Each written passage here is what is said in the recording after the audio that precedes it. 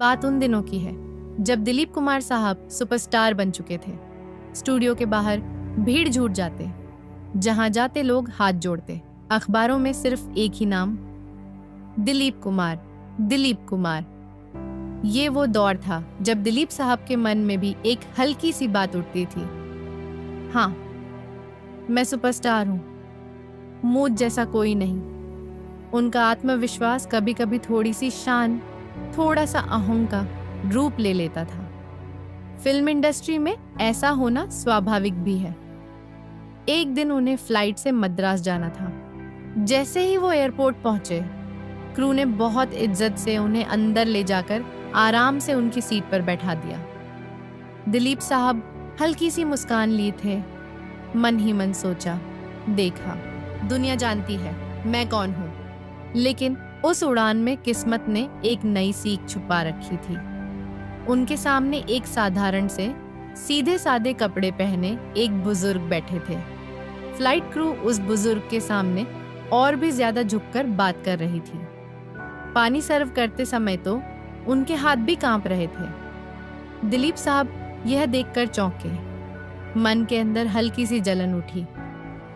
मुझसे भी ज्यादा इज्जत किसकी हो सकती है? आखिर वे सुपरस्टार जो थे। उन्होंने धीरे से एयर होस्टेस से पूछा, ये कौन है?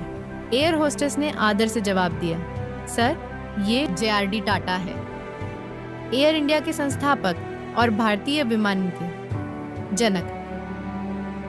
बस ये सुनते ही दिलीप साहब की सारी सुपरस्टार वाली हवा एक पल में शांत हो गई।